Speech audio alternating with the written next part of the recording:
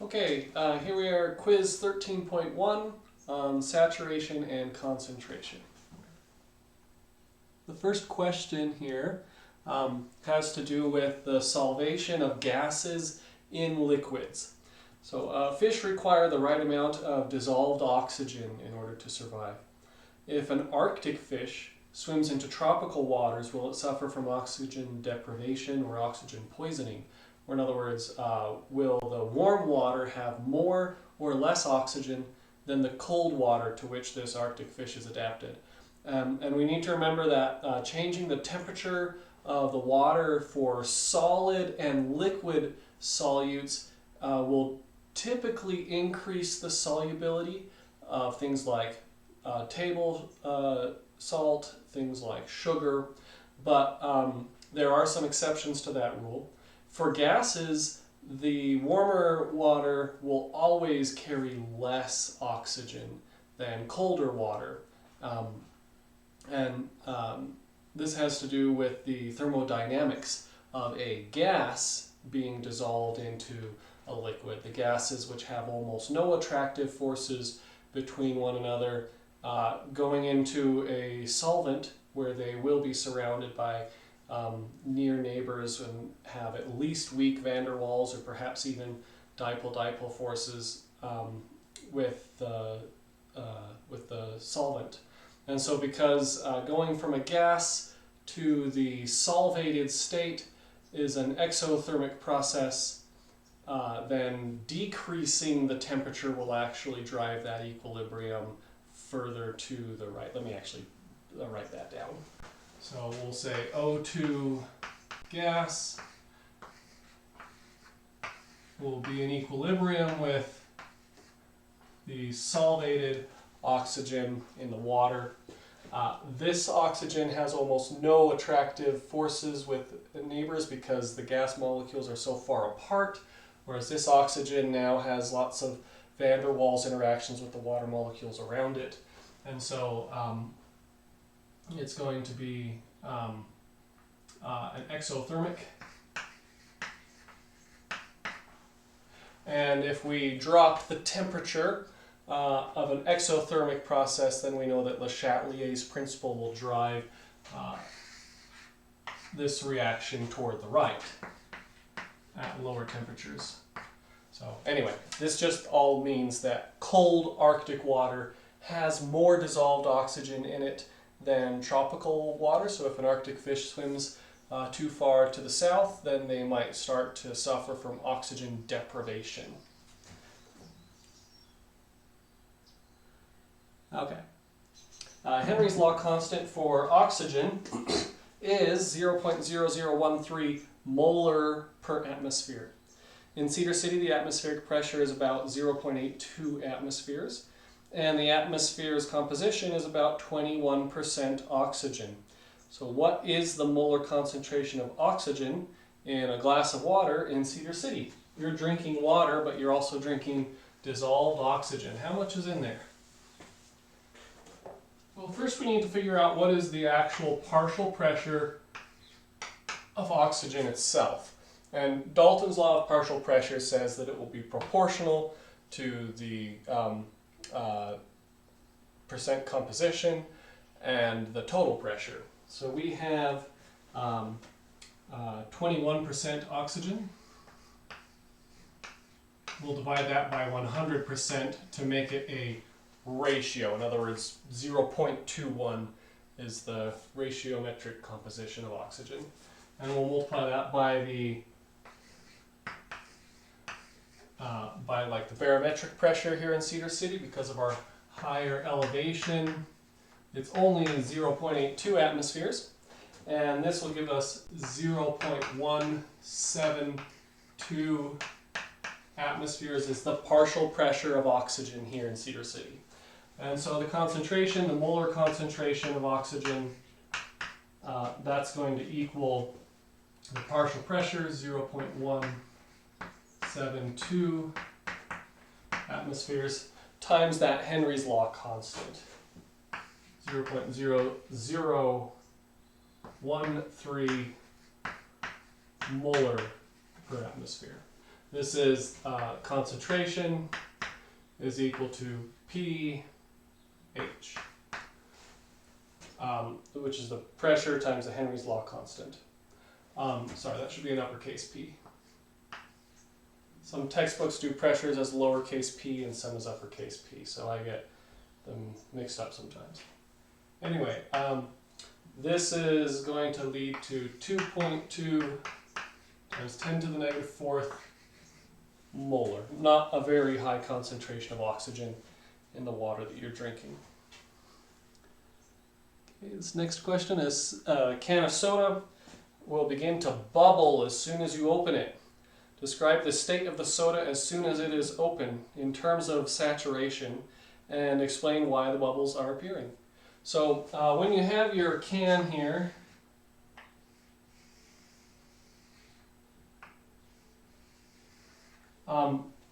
if you kind of feel the walls before you open it up, the pressure here is going to be greater than the current atmospheric pressure. These cans are pressurized. And so what that means is that using Henry's law here, the concentration of CO2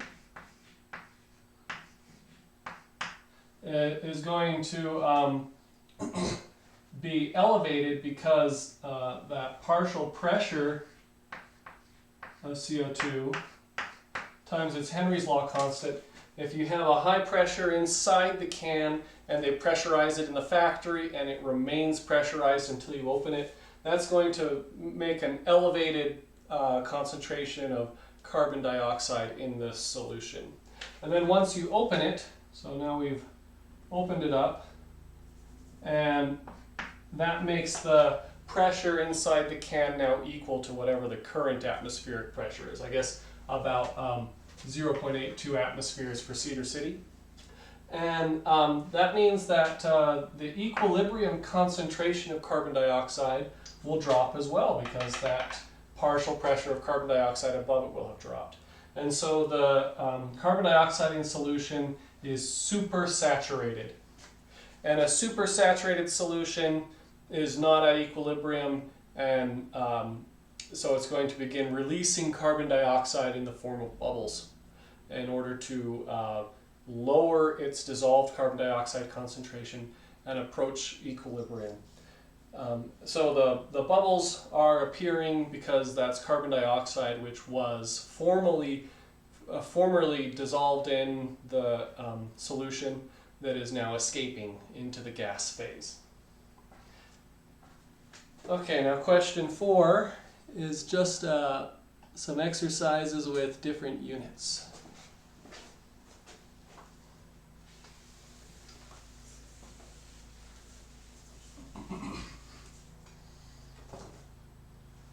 So we have 12.5 grams of ethanol, and I'll just write that up here. 12.5 grams of ethanol. Is that in picture? It isn't, sorry. I'll rewrite it a few inches lower.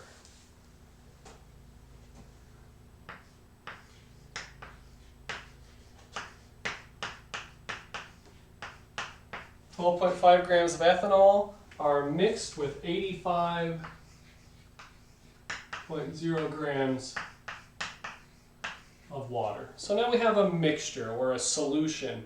Ethanol has dissolved in the water, and there's lots of different ways we could describe this concentration. So the first one is grams per gram. And this is grams of solute over grams of solvent. And so that's going to equal 12.5 grams of ethanol over 85.0 grams of water. And that gives us 0.147 grams per gram. Grams per gram is often the way that we express solubilities. And actually, by convention, it's usually grams of solute per 100 grams of solution of solvent. So maybe we should say it's 14.7 grams of ethanol per 100 grams of water, where we just multiply this number by 100. So what's that figure number?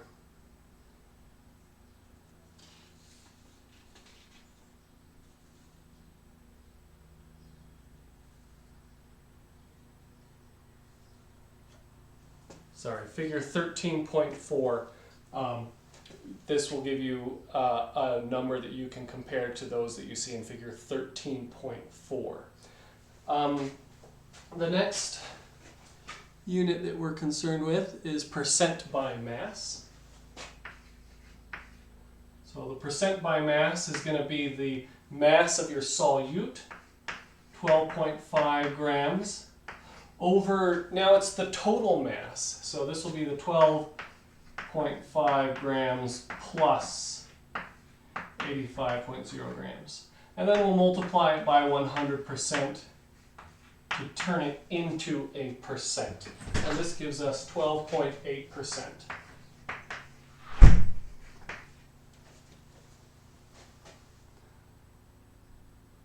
The next one is the molality.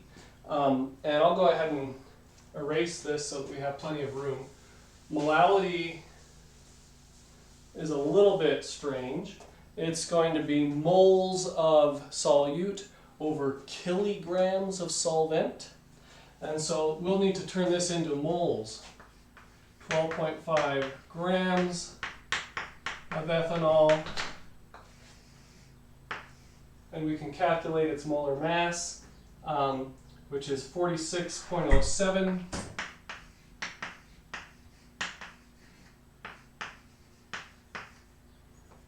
And this is going to give us 0.2713 moles of the ethanol. Excuse me. The 85 grams, just divide that by 1,000 to get kilograms. So we end up with 0.2713 moles over 0.085 kilograms. And this is going to give us a value of 3.19 molal. The molality is represented by a lowercase m instead of the uppercase M of molarity. So that is molality.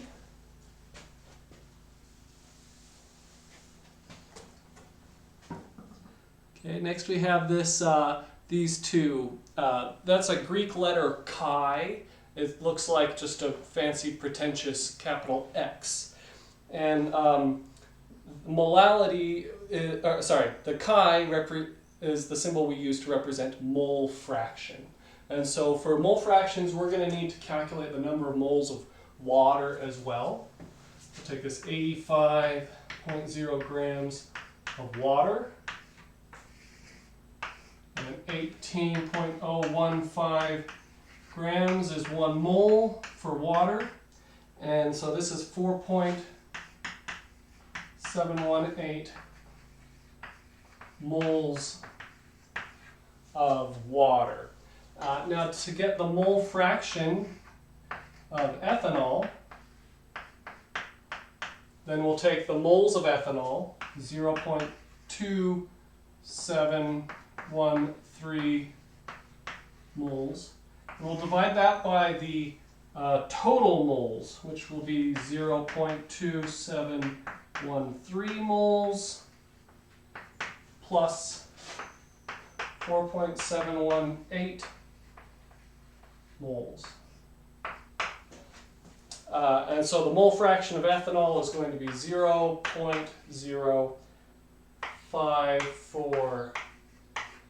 In other words, about 5% of the individual molecules in this mixture will be ethanol molecules. If we wanted to find the mole fraction of the water instead,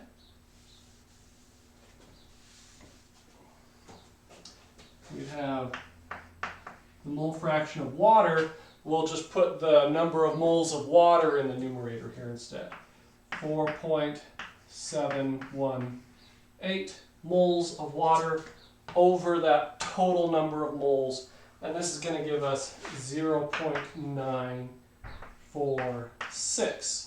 In other words, about 95% of the individual molecules will be water molecules. And it's no surprise that chi for the water and chi for the ethanol, they add up to be 1. Sorry, I'm making sure I didn't go off screen there. They add up to equal 1 because they are the only two components in this mixture. So they add up to the whole. Okay.